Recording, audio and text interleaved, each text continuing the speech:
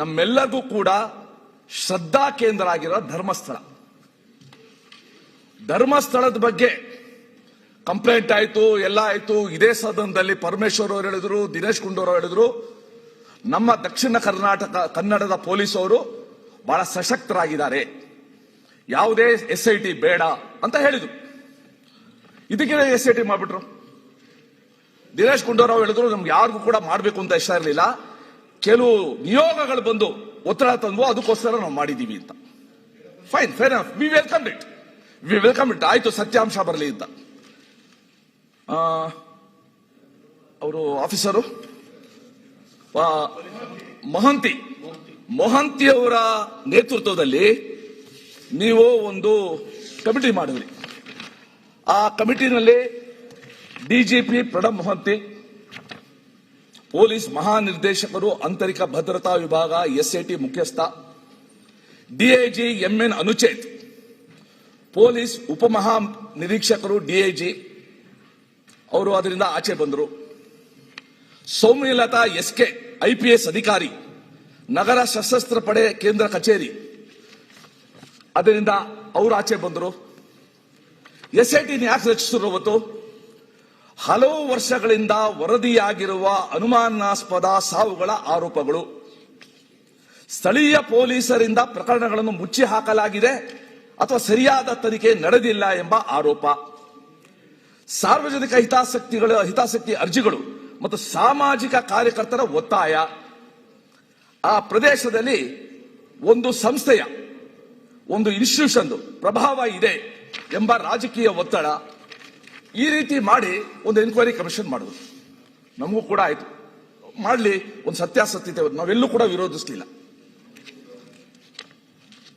ಇನ್ನೊಂದು ಹೆಜ್ಜೆ ಮುಂತಾಯ್ತು. ಧರ್ಮಸ್ಥಳದಂತಹ ಅತಿ ಸಂವೇದನಾಶೀಲ ಪ್ರಭಾವಶಾಲಿ ಪ್ರಕರಣದಲ್ಲಿ ಸಾಮಾನ್ಯ ಪೊಲೀಸ್ ತನಿಖೆಯಿಂದ ಸಾರ್ವಜನಿಕ ನಂಬಿಕೆ ಮೂಡದು ಎಂಬುದು ರಾಜ್ಯ ಸರ್ಕಾರದ ವಾದ ಆಗಿತ್ತು.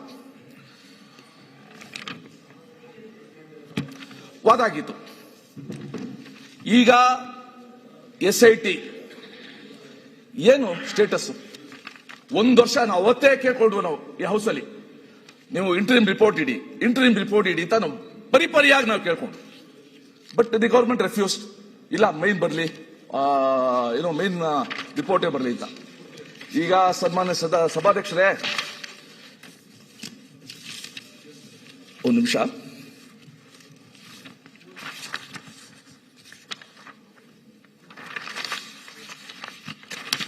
ಈಗ ಧರ್ಮಸ್ಥಳದ ಬಗ್ಗೆ SIT ಆಯಿತು, ಅದು ಯಾರೋ ಮುಸುಕುದಾರಿ ಬುರುಡೆ, ಅದೊಂದು ದೊಡ್ಡ ರಾಮಾಯಣ. ಅದು ಅವ್ರನ್ನೇನೋ ಅರೆಸ್ಟ್ ಮಾಡಿದ್ರು, ಅವ್ರನ್ನ ಬಿಟ್ರು, ಗಡಿಪಾರು ಮಾಡಿದ್ರು, ಬಿಟ್ರು, ಅದೇನೋ ನಡೀತಾ ಇದೆ, ಅವೆಲ್ಲ ಪೇಪರ್ ಓದ್ತಾ ಇದೀವಿ. ಆದ್ರೆ ಸರ್ಕಾರ ರಚಿಸಿದ SIT ರಿಪೋರ್ಟ್ ಏನು, ಯಾಕೆ ಇನ್ನೂ ಕೂಡ ಬಂದಿಲ್ಲ? ಯಾಕಂದ್ರೆ ಇಡೀ ಜನ ಸಮುದಾಯದಲ್ಲೇ ಒಂದು ಶ್ರದ್ಧಾ ಕೇಂದ್ರದ ಬಗ್ಗೆ ಶಂಕೆ ಬರಂಗೆ, ಅಪನಂಬಿಕೆ ಬರಂಗೆ ನಾನು ನೋಡಿದ್ದೀನಿ. ಅದು ಒಂದು ಹೇಳ್ಕೊಂಡ್ರು, ಧರ್ಮಸ್ಥಳಕ್ಕೆ ಹೋಗೋ ಜನ ಸಂಖ್ಯೆನೇ ಕಡಿಮೆ ಆಗ್ಬಿಟ್ಟಿದೆ ಅಂತ ಹೆಮ್ಮೆಯಿಂದ ಹೇಳ್ಕೊಂಡ್ರು. ಸರ್, ನಾವು ಒಂದು ಹೇಳ್ತೀವಿ ಸರ್, ಯಾರೂ ಇಲ್ಲದೆ ಇರೋರಿಗೆ ಧರ್ಮಸ್ಥಳ ಅನ್ನೋದು ಒಂದು ಭರವಸೆ ಕೇಂದ್ರ, ನಂಬಿಕೆ ಕೇಂದ್ರ. ಇದಾನಪ್ಪ ನಮ್ಮ ಮಂಜಣ್ಣ ಅಂತ, ಮಂಜಪ್ಪ ಇದ್ದಾನೆ ಅಂತ. ಆ ನಂಬಿಕೆನೇ ಛಿದ್ರ ಮಾಡಕ್ ಹೊರಟ್ರಲ್ಲ ಇವರು. ಅದ್ರ ಬಗ್ಗೆ SIT ಮಾಡಿದ್ರಲ್ಲ, wares the report? What has happen? ಇನ್ನೂ ಕೂಡ ಧರ್ಮಸ್ಥಳ ಕಳಂಕ ಎತ್ಕೊಂಡೇ ಓಡಾಡ್ಬೇಕಾ?